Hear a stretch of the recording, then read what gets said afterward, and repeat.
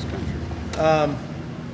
I think it's been that for quite some time, especially among, hardcore college football fans. I think that there's a tribalism, there is, in a good way, there's a sense of community that college football brings, and I would argue that no other sport really touches. And I know this is basketball country, and there's a lot to be said for that. But basketball plays a lot more often, and the football season is short, and everything points to a single day.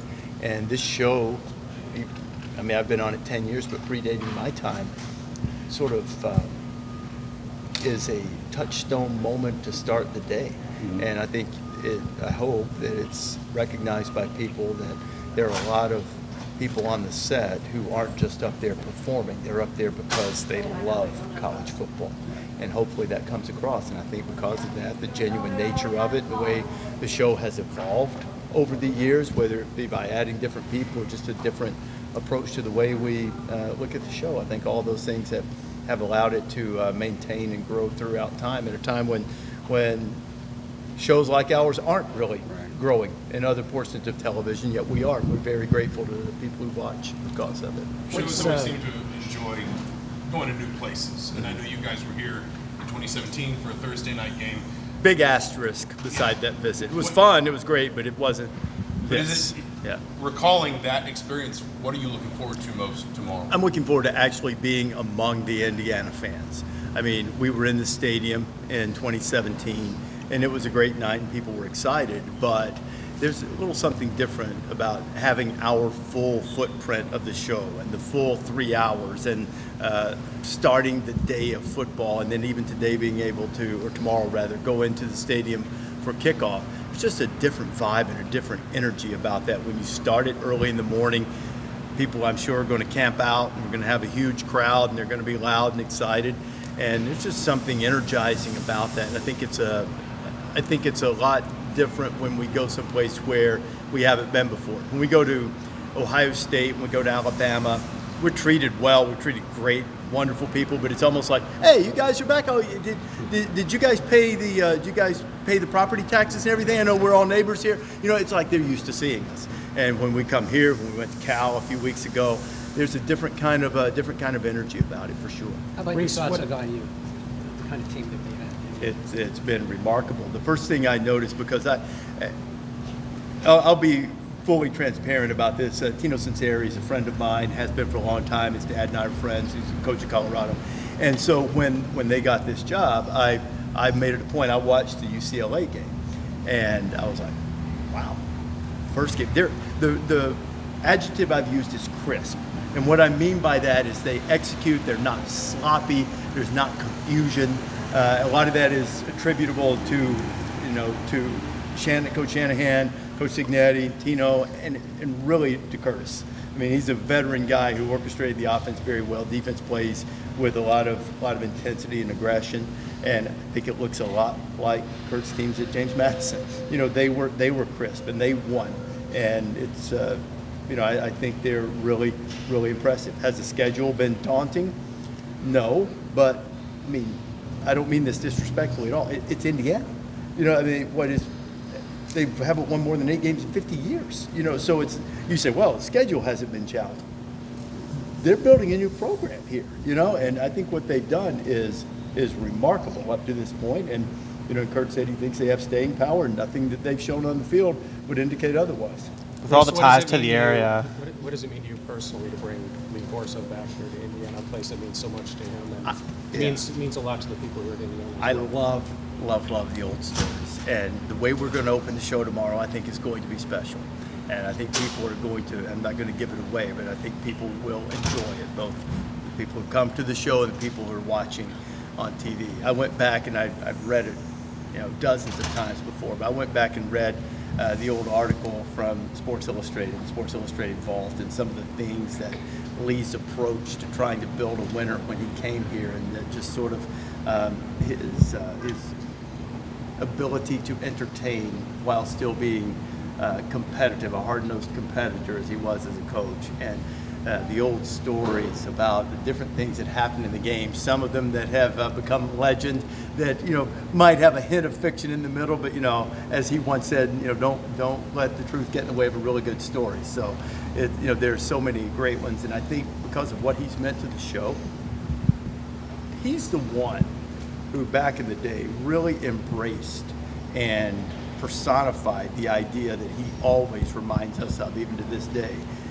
It's entertainment, sweetheart. Football's our vehicle, and he always says that.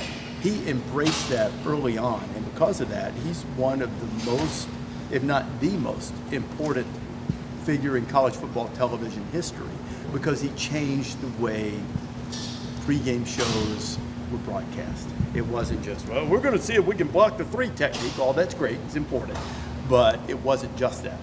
And he was a guy who was among the first guys to say exactly what he thought and not worry about it. Forget about it, the whole thing. And it really changed the way I think people approached the way they covered college football. And it's been great. It's wonderful to bring him back, to see how excited people are to have him back. For all your time working with him, what's your favorite Lee Corso story? Okay, all right, this is easy. We're at Penn State one year, and I always like to capture the essence and the scenes of something that is recognizable instantly with where we are. So we're at Penn State, and as you guys probably know, they passed the line to the top of Beaver Stadium. So we're out on Old Main, and I said, what if we pass the line back through the crowd? And I think it was Herb Street who said, he said, what if we got LC to do it? It's like 2016 maybe, I think. And so I go to him and he goes, yeah, we're going to do it.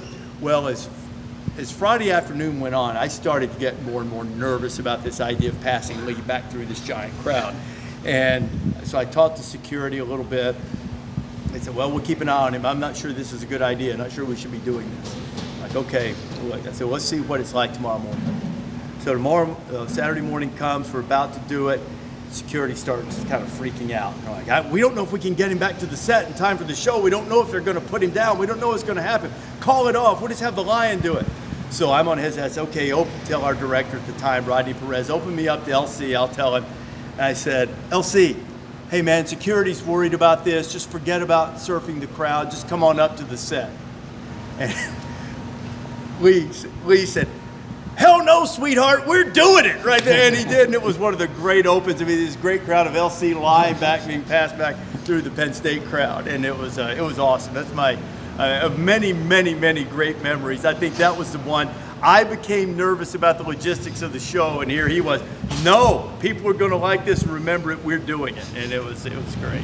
At what point in the season did you guys start to think that Indiana would be a team on your radar to bring the show here? I mean, probably after they won 4 or 5 games. In all honesty, I think we were kind of peeking ahead and looking toward the Michigan game and saying, okay, that might be a place where we would consider going to Indiana. But then as things fell, this one seemed to make a lot more sense. And it's so I would say probably 2-3 weeks ago, started kind of keeping an eye on it and seeing where the opportunities might be.